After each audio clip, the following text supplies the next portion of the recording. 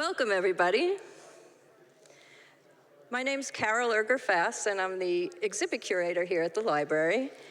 And I want to welcome you to our reception and talk tonight, which is a special double feature. Niki Ketchman and Marc Zaref, two very different artists, paired somewhat by chance, but both artists working in an unconventional media using found objects. But each has a very different intention and a very different result. Niki is a well-known sculptor and works with a combination of industrial and domestic materials, from chicken wire to rose petals, often incorporating weaving and sewing, and now recently, inkjet printing to create a world where art and craft and design intersect. Her sculptures range from large outdoor works to small tabletop pieces. They could be hard or soft, leaned on or walked into, blurring the lines between sculpture, toys, and furniture. Niki's resume lists over 100 exhibits in galleries and museums all over the Northeast. And we've talked over the years about having an exhibit here, but never could figure out a way to do it, which is why I'm thrilled that she started this new, very accessible and scalable series of 12 by 12s, which she calls RESINATIONS. Marc and I first met at one of the affordable art trunk shows, which the library and the Artist Collective co-host. He was displaying some small framed mixed media assemblages, and they caught my eye because they were made out of book parts. So naturally I thought, well, that's a good fit for the library.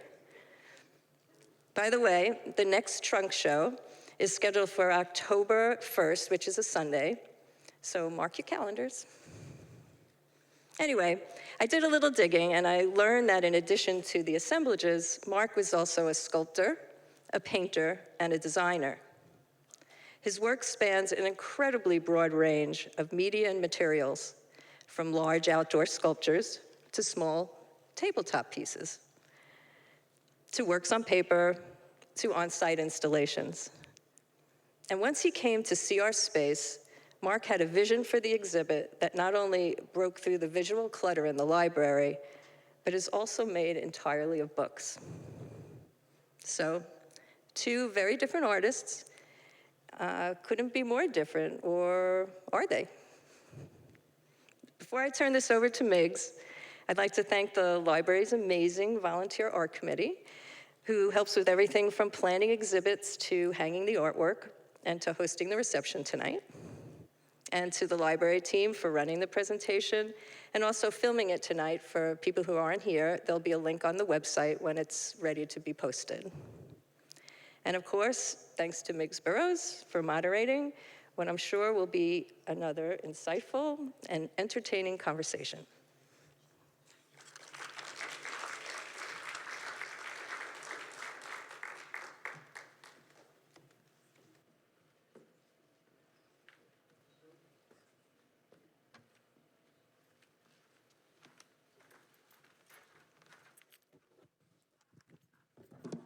Hello. Okay.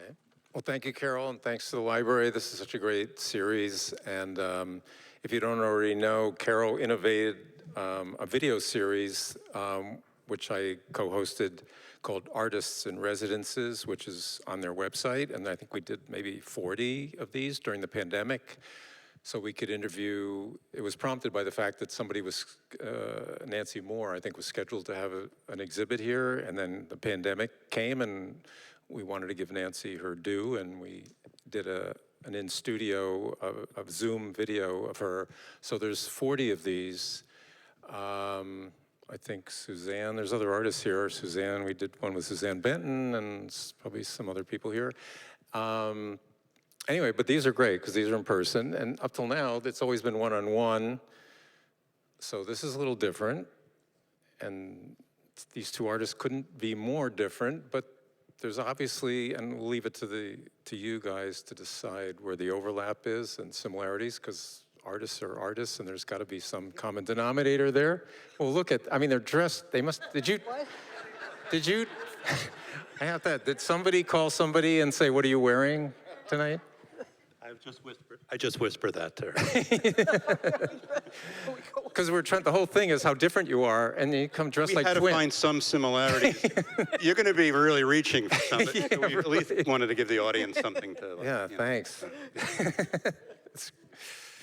All right. Well, I think what we're going to do, we have a bunch of slides, but we've divided them up into little groups of 5 or 6 or 7 of each person. So we're going to start with Niki, and then we'll go back and forth, so as opposed to all one of the other. And so Niki, why don't you just, in general, you can either talk about this piece, or in general, I think I would ask Marc later, you know, when did you know that you were destined to be an artist? Well, I didn't want to be an artist as a young girl. I wanted to be a dancer. But my parents absolutely discouraged that. They didn't want me to live the bohemian life, and they didn't want me to get big calves because they were afraid I would never get married. So I became a sculptor instead. This sculpture is, I worked in series for different shows. Usually when I had a show, I tried to do a series of work that would be consistent. And one of the themes was the rose, because the rose can be a symbol of many things, of beauty, of perfume, of celebration, of death, all kinds of things. And this sculpture was part of that series, and it's called 15,000 Roses, because it has about 15,000 roses. Really, Costco should have bought it, because that's where I got most of the roses. So I bought the roses, a couple of dozen at a time, dried them, built this structure out of steel rods, which I welded, and covered with fencing, and then the roses are stuck through. So the whole inside is lined with the stems, and you can walk into it. It's about 8 feet tall. And the idea was to have the outside look beautiful, but the inside look kind of threatening with the thorny stems. Well, there's a couple more. So this piece is... Oh, this is a fairly recent sculpture, and it's for a show, the theme of which is fire. And I called it Asteria. Asteria is the Greek goddess of shooting stars. And this sculpture can be dark or it can be lit up like this. And it's made of those vinyl strips that have the little bulbs inside them, and it just wound it around the structure. Little LEDs. Oh, do you have the sculpture for that one too? Oh. No. No. Wrong one. All right. Well, this was part of my sculpture for home use. Both of these were. And this is a pillow with a picture of Aphrodite on it. I made the pedestal, which is the same way. I made a structure of steel rods, and the surface is all woven wire. And then the pillow on the top has Aphrodite. And along with that, I have a big, large digital print of how it's used. Do you have that one by any chance? No, that one's Marc. So it's probably later in the series. Oh. So we have to go back and forth, otherwise, we're just trying to divvy it up. So Marc, what is this? What are we looking at here? So I chose, at least for I think these first 5, to show a little bit of hints of my materials, views in my studio, not necessarily a singular pieces. So these are actually a stack of the book boards, which are part of my installation here. I was very surprised because a lot of people thought that they were painted panels, not unlike Ellsworth Kelly or Saul LeWitt, Frank Stella. But I choose to just use just the beauty of the linen of the covers of the books themselves. So, and that's what you would see at the installation. So, the books come apart. I've built books before, so I'm allowed to take them apart. I was going to say. The books are beautiful in every way, from what is written to all the bits and pieces, the glue, the threads. And use them. Or sometimes I just like to look at them, but oftentimes I will use them in sculpture or collage installation pieces. And the pretty much limitless color, texture, iconography, a word will pop out, a mistake of glue. These are all things that I use. So did your parents want you to be a dancer when you were younger, or what sorry. were you did you when did you get the artistic message that you were going to be an artist? Oh, do I have to answer that? I mean, was it younger or later in How life? about when did I not? Yeah, I don't okay, know. well- No, it was just a natural thing. It's the way I see, work with my hands. I don't think it was ever a question. The question always was, the medium, am I a painter, am I a designer, am I a sculptor, installation artist? To the school, or sometimes, parents and schools have other plans for you? Yeah, Like I was my supposed to be an electrical parents were very engineer. creative people. I went to art school at an early age. So this one, when Carol was introducing me, she mentioned these are just 11 by 14 panels. But she was seeing these types of works, and these are collage pieces.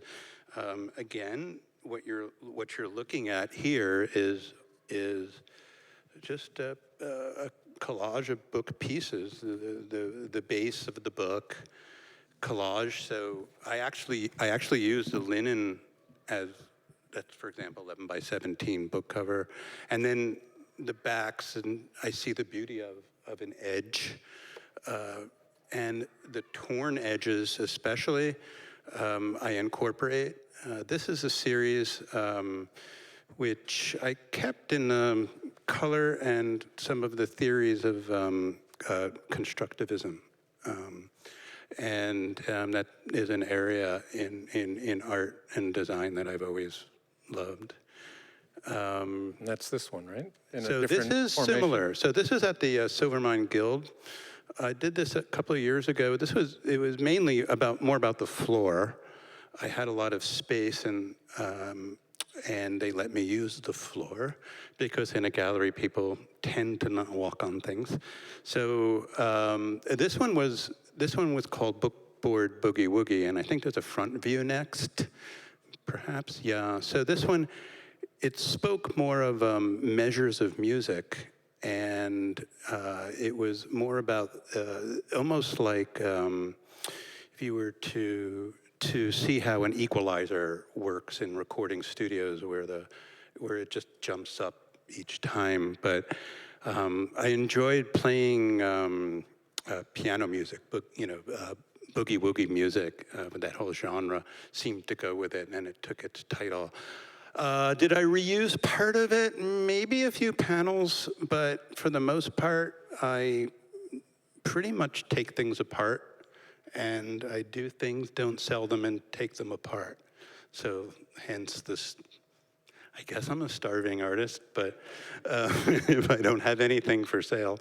But actually, no, that other piece and the white piece is mine as well. You'll see some other more traditional sculptures. So, and back to Niki. Back to Niki. This was a part of my garden series, and this was called Dorothy's Secret Garden. And I did this I was a Weir Farm artist, and I had to make several sculptures based on the histories of the daughters. And one of the daughters, Dorothy, let her garden get completely overgrown, and so nobody could see it. So they called it Dorothy's Secret Garden. And the outside looks like a cross between a skirt designating Dorothy and a bush. But if you can also walk inside this one, and inside you see all the colorful flowers and ferns, which are steel, and I've painted them and welded them together. Oh, that's the different outside. piece. That's a shot of The the same outside. piece, but the outside? Oh. That's the outside of the same piece. What? How big? How tall? Oh, How that's big? about 8 feet tall also. It's interesting, in one of your quotes in your bio or something, you said you don't consider your work to be bold, and yet, 8 feet tall, 12 feet tall, I mean, that's pretty bold. Well, they're big, but they're made of small elements. All of my sculptures are very handmade. They're not big, bold, welded pieces of steel. They're not precious materials. They're not made of gold or bronze or anything like that. They're just made of small things because I like to put every little thing together and go over every part of it to make sure it looks just right. When I was painting, I always painted with a size 0 brush. And one time I decided I'm going to try just doing a great big splashy painting. And I taped some big piece of paper up on the wall, and I took a big brush, and within 2 minutes, the big brush was in my left hand, and with a size 0 brush, I was painting with my right hand. This is the piece that we didn't see before.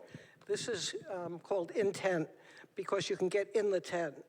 But the image you saw before was my granddaughter, who was an infant then, who is now 21 years old, underneath, and my daughter and son-in-law leaning on each side, all of them on their laptops.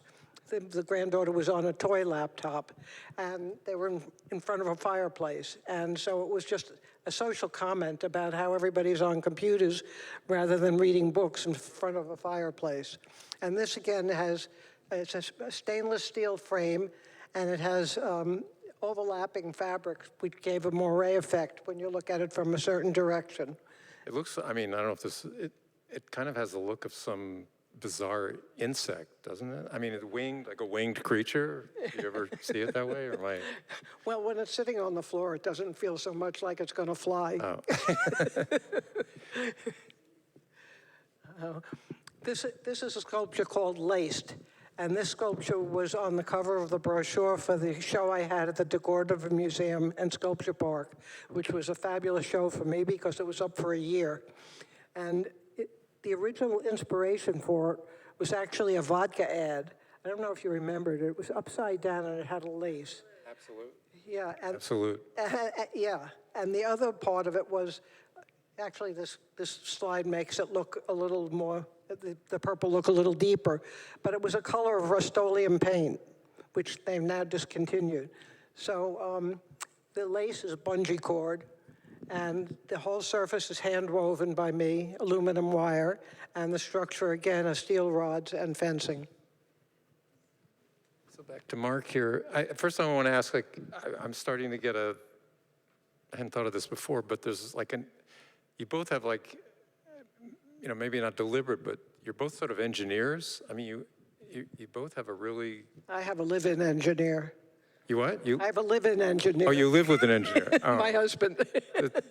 Does Jeff help with that? And actually, he really did teach me how to make a structure of a sculpture that would stand up, because the first one I tried to make with string dipped in Elmer's glue, and it didn't stand up. And he said, "Why don't you try a little wire?" But Marc, do you have any engineering background? I mean, there's definitely a structural, Make stuff, figure things out. Yeah, okay. Yeah. Just on your own. Curious, yeah. And this is, what are we looking so at? again, I'm not showing specific pieces as much as snippets and views of my workspaces and collections of things, inspirations. Is this an art piece, or is this your workspace? These are just one of several cabinets of things that I use in my mixed media work. I'm not going to start giving a list, but when you're is your work inspired? Do you open a cabinet like this and then some piece will jump out at you and inspire you, or do you conceive of a piece and then look for the pieces, the elements that you need to make it? Both, but the finding of the piece is the problem. Yeah, so that. These are studies for larger pieces called steel drawings. I'm a welder as well, and I work small first.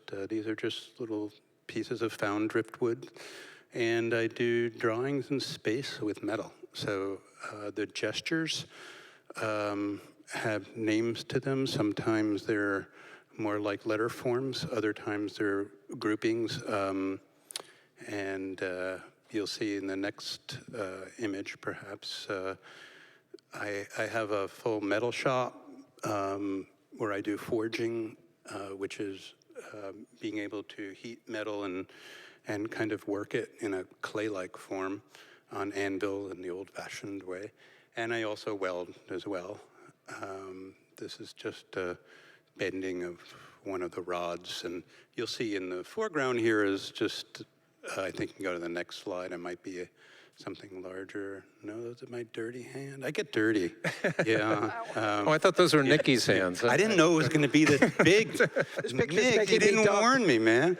So, all right, next slide. Yeah, so that's yeah. So here in my studio is just some of the larger ones that are, I guess. Do they start out as sketch? I mean, they have, like you said, gestural kind of line drawings. Yeah, They so start I out as draw drawings? every day in one way or another, whether it's a sketchbook on an easel, charcoal, the floor, and sometimes it's with pieces of steel or copper or any other thing I have around. But you'll see how they came about to get to be larger and larger size. Some are meant to be small. Not all of them are really meant to grow. So, yeah. Are there any of these, kind of models for something epic, like, a big garden thing that's 12 feet tall? No? The scale of what I can manage myself before I hurt myself and work without hiring a team of people is pretty much in any of the sculpture that you'll see what I could do. Epic, if someone commissions me, I could do epic. Yeah. Yeah. People forget that being an artist can be hazardous, Okay, Niki, this is really... This is a picture poignant. of my mother and my granddaughter leaning on the bed together on the pillow that you saw before of Aphrodite. And I called it Maya and Marge, which are their names. And the sculpture was called Comforter. And that's the idea, that they're leaning on the picture of Aphrodite. And actually, the picture of my granddaughter was taken at her house, and you can see the headboard looks like a piece of furniture. And the picture of my mother was taken in the nursing home, and you can see on the right side that the edge of it looks like a hospital bed, which is what it was. And I just thought putting them together, my mother was 93, my granddaughter was 3 months old. So is this a composite, or is this one picture? I took them in 2 different places. Oh. I put them together on the computer in Photoshop, but I wanted it to look like it's one image, but it was put together. That's seamless. I mean, that's great. Yeah. That's beautiful. This is a more recent picture. This is also a recent part of my rose series, and I call it No One Promised You a Rose Garden. Because you can see on one side, it's the blossomed roses. They look great. On the other side, this is the other side, it's dripping. So obviously something went wrong. Yeah, what's the message there?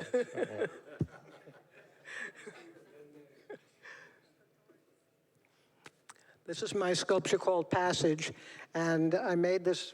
This was one of my earliest sculptures. The early sculptures were made of black wire that I actually wound around dowels and attached to the fencing, which is over the steel rods. And in the beginning, I was imitating the drawn line. I did a lot of just automatic drawing, which was scribbles. And the first sculptures that I made were imitating that line. And I call it Passage because I think of it as something where you have to squeeze through that opening to get from one part of life to the next. So, do you do a lot of, is it like sort of on-the-job training? Like you envision something and then you have to go learn how to do it? Or do you already know, I can do this, I can weave wire and After a while, I knew how to do it. The first ones, I had no idea. The first sculpture I made horizontally. I had a studio that only had a 7.5-foot high ceiling, and I was asked to make an 8-foot or 10-foot sculpture. So I made it horizontally on a table and didn't see it standing up until I could take it outside. And I just started it, and I didn't realize how long it would take to put all these. I used to I cut the aluminum wire into pieces about this long, and I took them to the beach, and I was just winding them, and people would come by and say, "Oh, what are you doing?" I say, "It's a game. You want to play?" So I could get a little help, because it ended up being very labor-intensive. So I have to have the inevitable question as an audience surrogate, how long did it take? And I'm going to give you the standard answer. My whole life up until now. Which is true, you know, an artist doesn't really punch a time clock. You know, and as an artist, you look at artwork all the time, you think about artwork all the time, you read about it, and all of that accumulates to a certain kind of knowledge. And so that's what you use when you make it. And I have no idea. I go into the studio, I work until I'm tired, I leave, I come back the next day, etc. And then when it's finished, it's finished. Back to, I That think, must Marc, be yours, right? Marc. Oh, yeah. Hey, Say there's a little, these are spheres of different kinds, very close up and very big and made of old. what's materials? I'm sorry? Materials, what are they? Oh, they're just part of the collection. We have bocce balls. What else do we have? Inside of tennis balls, pool balls. Well, they go into my spherescapes, which might be next. We'll see. Oh, yeah. Yeah, so a body of work that I've been doing is called Spherescapes, and basically the sphere becomes more of a central object of a landscape, of a dream, of a surrealist landscape, or of, it's just an element, and sometimes it's uncomfortable where it is, sometimes it just seems to work right, paired with just very simple, for example, the one on the right, two other elements, which is half of a child's chair seat, and the one in the foreground, it's pretty big. I guess it's about 6 by 6 feet. That's a gravel tray. This was recently at Silvermine in their abstraction show. And the one on the wall is some type of basket that I kind of reconfigured with some kind of architectural sphere.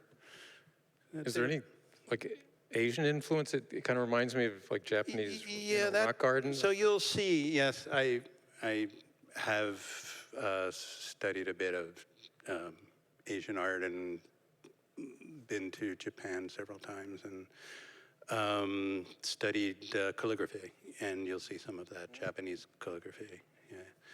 This is an installation at my studio common area with wedding dresses. It's interesting because the building at before it was taken over by a company called Firing Circuits. They made firing circuits. I'm still wondering what they really are. But before that, it was a lace company, and I just loved the idea of having these lacy vintage wedding dresses that I just happened to collect after years of going to flea markets. And they were beautiful in the space, and the rice became, which is puddles of rice, became places where I wrote messages or did drawings as if I was drawing in sand, and they changed up over time. I think I may have one next, I'm not sure. Yeah, these are symbolic pieces. I think actually this was when I was focusing more on the lace itself, and I was taking out elements from the dress above it that was that stood out to me as a lace form. So you made the viewer couldn't mess around with the rice. Oh, anybody is always allowed to. Oh, really? Oh, they could do their own thing right, with the rice? yeah. But they didn't, you know. It's just like, maybe they just didn't have a good idea. So, yeah. Actually, I should ask Niki or Marc. I'll ask you, Niki This or is Marc? mine. That's a good segue, though. Oh, Yeah, like circular, like. Yeah. you gave it away. This is 12 inches by 12 inches, so it's blown a little out of proportion. Those are cotton balls, the white things, and this is one of my resinations. And as you saw, I had a series of resinations near the entranceway. And I call them resinations because they're coated with resin. And it's also a play on the word resignations. However, spell check wants to always type it as resignations, which it's not. Not resigning. Most of them are made with an accumulation of materials, and then they're coated with resin. And what the coating of resin does is it makes them all feel like one object, and more of an object than a two-dimensional something. And this is simply a view out my window of snow on branches. And I just added little cotton balls to accentuate the white and the feeling of snow. This is another one. This one is actually a necklace that was broken, and spread it out on the glass table in my kitchen and added a real piece of wire, of chain on the left. The piece hanging down is actually a real piece of chain. The other is a photograph. And all the color are the reflection of lights from above. And I'm interested in a lot of these in having a real object as opposed to an image of an object, and just seeing how they play off one another.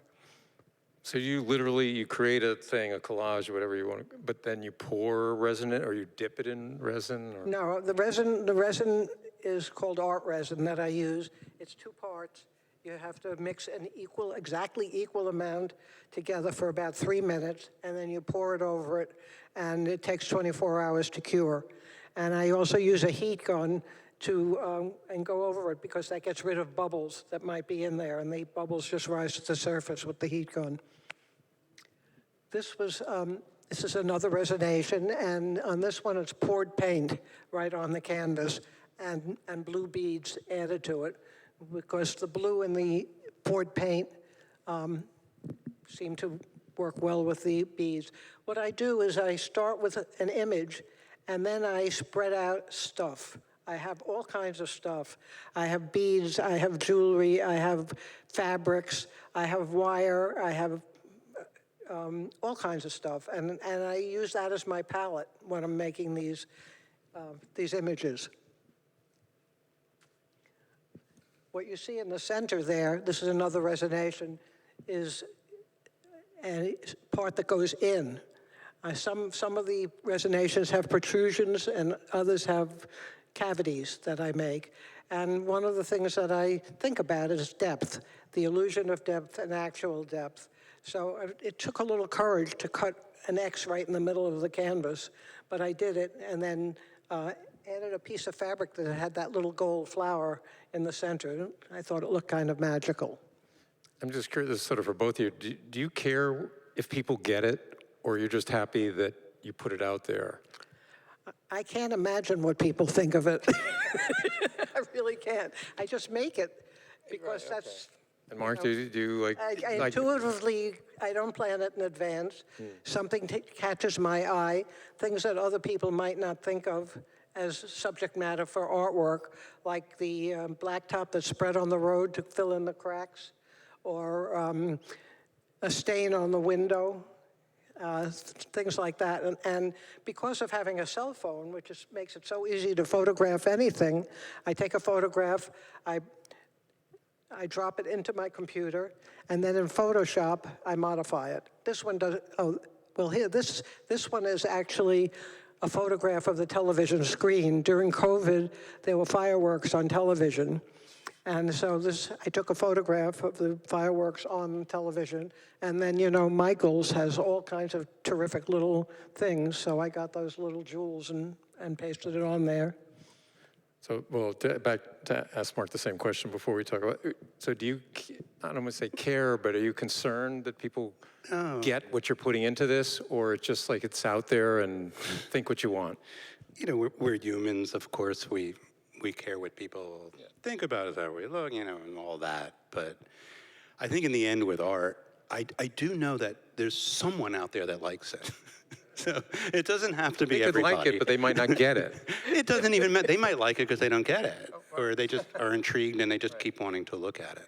So it's a tough. The mystery is part of the intrigue, part of the You're right. liking, because it's mysterious. It is, and when you work in many bodies of work and mediums, there's something for everyone, maybe, I don't know, so, and not intentionally.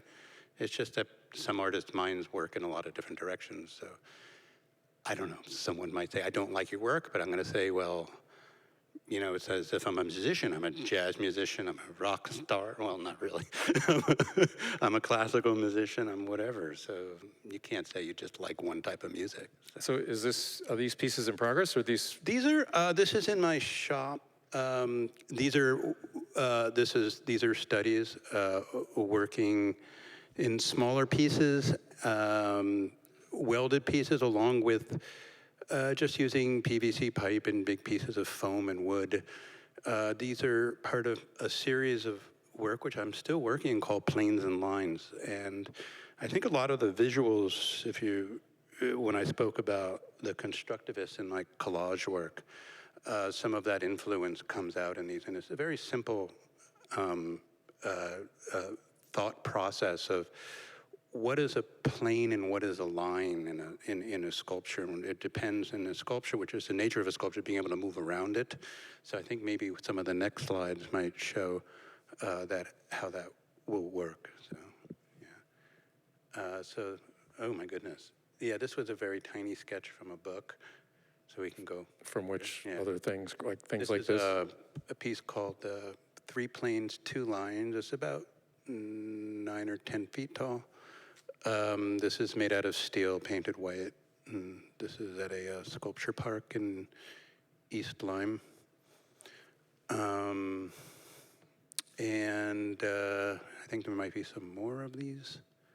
Now these are using I-beams and different types of rods. And what I like to sometimes do is disguise the medium, but not intentionally. It just felt like it needed it, I guess, because the paper-like aspect of the white paint on steel is just, people don't know what this is. And I kind of like that because it's almost like a drawing. It can be very delicate working in steel. It doesn't need to be very brutal. Now, would you object if I saw that as like a cityscape, a skyline? So I was, ever since September 11th, people say, oh, that reminds me of twisted steel, which is a negative thing. So I guess when one looks at it, and because there are I-beams, it's a whole other thing. That's an iconic form and construction. But so it was a little bit of a challenge because I was actually making some of these, around then. And then they evolved into painting them white and making them a little happy and dancing. And I call them opera series because the definition of an opera is really, it's more about a cast of characters. So I put all these characters together and they're doing something together and they rely on one another. I don't know. It's an ensemble, but it's interesting, if you imagine these all just rust, how different the impact would be if they were just rusted I-beams. Exactly. Take a totally different turn. Yeah. Back to Niki. This is another resination, and I didn't start with anything particular. I made this image totally on the computer, and the rings are little eyelets that are used in jewelry making. And I added a piece of fabric trim, black trim there, and a piece of fringe, because why not? So I just work totally intuitively. I don't have a finished image in mind. I just look at something and it impresses me. I take a photograph of it. I think it's all because of the iPhone, because otherwise I would have to be carrying a camera around all the time. This is one I mentioned before. That's actually tar on the road, the black stripes there. And to make it a better looking picture, I added some sparkle and I just added an orange stripe. This is actually leftover wire. The one that you saw that lit up, I frayed the top by just taking an awl and pulling out wires. And this was some that was left from it, and I put it on here. I thought maybe it was my bathtub drain or something. What? Some people think this is toilet paper rolls, but it's actually the roll inside a roll of paper. And what I did was I took the rolls and I photographed them. And so the 4 in the center, and most of them are just the photograph. And then I actually attached a few of them that stick out. You can see the one in the middle on the left sticks out and the one in the middle on the right. But until you get very close to them, it's very hard to tell which ones actually stick out and which ones are just an image of them sticking out.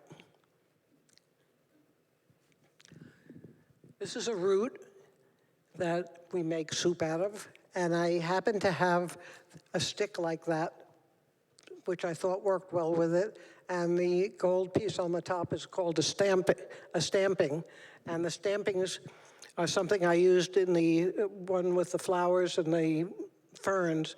You have to order 250 of them. They're steel, they're small, and then I paint them and do whatever with them, but that one was just that color to start with. Along the bottom is some fur that I added, but when you put the resin on it, it became stiff.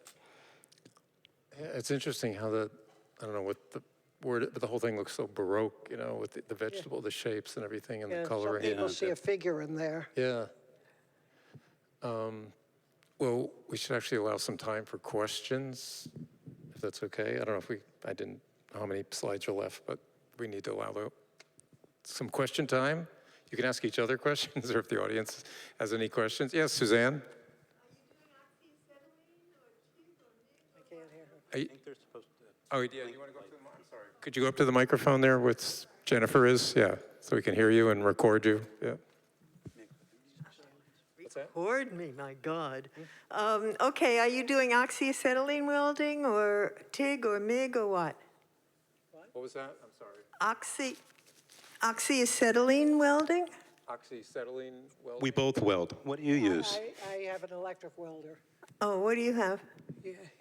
I use, depending on the metal, so I do MIG welding for carbon steel. Uh-huh. Sometimes I'll use oxyacetylene, depending on the thickness of it, and I'll use oxyacetylene for welding, which is also brazing copper or bronze or anything. Okay, so required. I'm asking because I was a metal sculptor, welding sculptor for over 30 years, and I have about 150 eighth-inch welding rods, which I would sell to you very cheaply.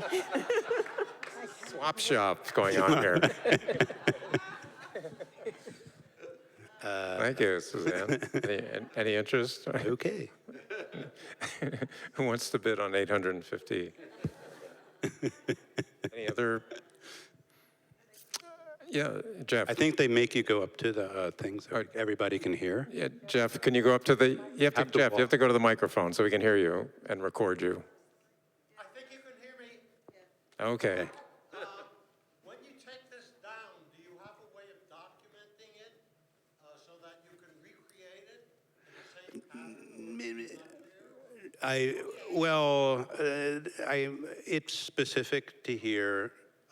I've made them elsewhere. They looked very different. So no, the documentation. A friend of mine, Elisa, she's doing a time lapse of people interacting with it. That to me is more important than just a shot of it. You know, I just like people in a time lapse just being able to walk up, see it, look up into the ceiling, to see what's going on, the sense of discovery. You know, to me that's more exciting as a documentation, if that's what you're asking. Yeah. Well, for instance, the one at the silver mine. Yeah. If you wanted to recreate that somewhere else, can you do it? Have you documented the... I would never, I don't think any two spaces are the same, so there will always be a circumstance. For example, Silver Mine had a white wall and a very dark floor, and it came out very far on the floor, so the colors on the floor and how they worked going up into the wall was something that I considered. So no, I wouldn't say that I would ever repeat it. Yeah. I have a question. So have either of you, it sort of doesn't matter, but have either of you taught art? Taught art? What? Taught art Taught art? anywhere? Oh, yeah, I taught for 15 years. I taught for 15 years part-time, first adult education, and then at Sacred Heart University and at Quinnipiac College. I taught studio classes, and I also taught contemporary art history. And since I'm not an art historian, it took me about 20 hours each week to prepare for my 3 hours of lecture. So what, well, I'll ask both of you, but Nikki, I mean, this is an unfair question, so condense it down into a sentence or two. What is the essence that you would convey to your students about being an artist or being? Yes, I think there is an essence, and I had a teacher who made me an artist, and it is trying to do something that is so unique to yourself that it's only art that you could make. And I was in his class. It was supposed to be a painting class, a studio class, and he said, don't paint here, paint at home and bring them in. And he put one painting at a time up on an easel, and he would talk about it. And he would say things like, you know the uneasy feeling you have when you're going to the dentist and you're in the waiting room and you're a little bit nervous and those institutional color walls, well, that's what your painting reminds me of. And he would call any paintings of seascapes or flowers system paintings, paintings that you have to get out of your system. So I had painted these beautiful plants, and he said, so you really love plants, huh? I said, I like plants. And he basically said, you've got to do something that's really important to you. So I started painting paintings of myself, from how I looked from my eyes down, and made them large scale. They were a little bit abstract, but very recognizable. And that was my thesis. But that was the point, to make something That's great. that's unique to yourself. So Mark, I don't know, have you taught formally? Well, my parents were educators, so So if this was your, I mean, I don't put you on the spot, but let's say this is, Yeah, what would you impart to a student? well, my teaching, and yes, I had some workshops and things, but my teaching is, I prefer one-on-one. I'm more of taking in an apprentice, and there's just so many things to learn just by watching someone, being part of their mind, asking questions, just helping out. I enjoy doing that. I enjoy giving that, and whether it was my son, or, if I used to do some drawing at the Maritime Center, Sea Life, with kids one-on-one, and all that worked out pretty well. But as far as, it becomes more of a profession that I respect, but it's just not me. Yeah. Well, no, you have to immerse yourself in it. Anything else before we close out? Yes? When do you know that you're finished with, especially with Marc? I mean, as you said, each space is different, and that each space needs to be created in a unique way. But how do you know when it's like, that's it? So the question, if anyone didn't hear it, was when do each of you know when your piece is finished? Like when you're done with it and you can walk away? Well, it never, it's, you always hear you never know what it is. Have I taken things apart? Oh, all the time, right? Reuse them. I am in a state sometimes where I'd say I really need a piece from something else, and it's been there a little too long, and I'll just merge it with something. But if I looked at what is there, I have to remove myself, because yes, it can always be better. And if you ever say something's finished, and I think whatever you do, whether you're an artist or a visual artist or writer or musician, you're not pushing yourself. There's always revisiting. And most important is not get down on yourself about it. You strive for, quote, perfection, but what is that? Is it, you'll never knowing what that is part of the joy of what you're doing. So, if that makes sense, I don't know. So. And Niki, do you ever have that conflict of walking away and coming back, or can you just say, that's it, I did it? No, when I'm finished, I'm finished. I can't define it. It's just, it feels finished to me. Just a feeling of satisfaction that you Yeah. did what you did. It's as far as I can go with that particular piece. And you move on to the next thing, right? So you can always, that's the thing, you can, even if you feel maybe you didn't quite convey it, you just go to the next thing and Yeah, I mean, it's a long story. You make one piece, then you make the next piece. It's all a continuum, I think. All right, well, we're out of time, and thank you so much. Thank you both. And if there was any evidence needed that these are two different artists, black shoes, white pants, black shirts. Black shoes. Thank you. Yeah. Thank you.